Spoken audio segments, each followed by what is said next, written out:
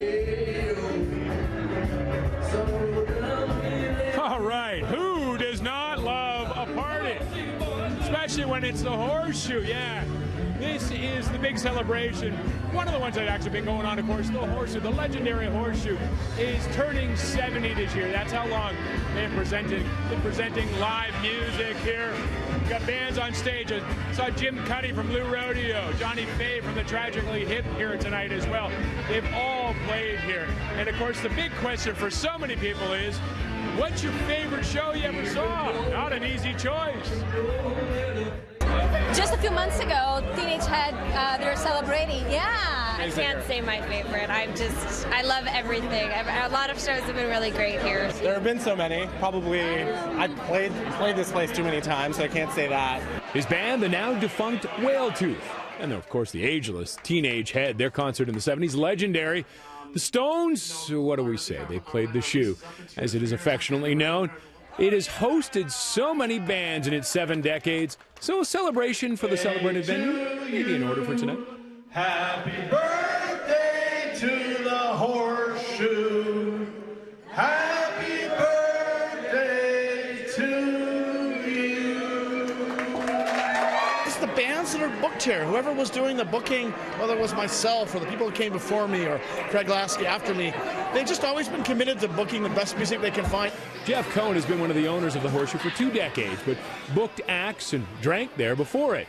The Starr family opened the bar and own the building now.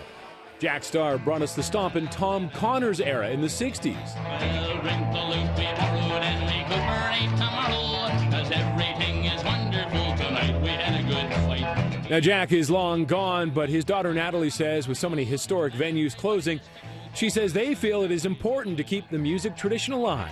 For us, because music was always a part of the history of the building, we've kept it as a music venue.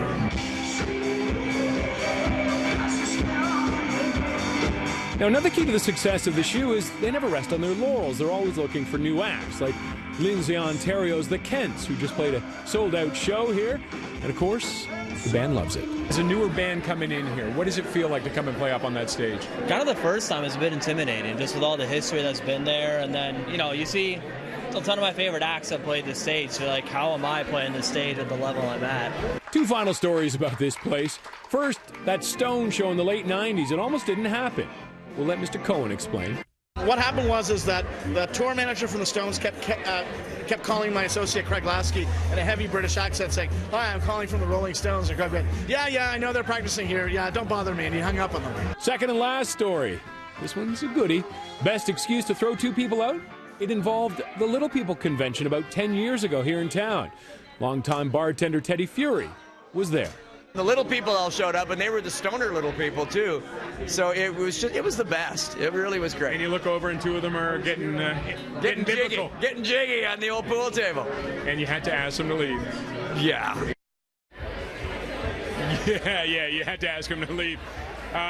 Little faux pas, little mea culpa on my part. Jim Cuddy was supposed to be here tonight. He had some prior engagements, so couldn't make it. But that was Devin Cuddy. That was his son playing there just a few minutes ago.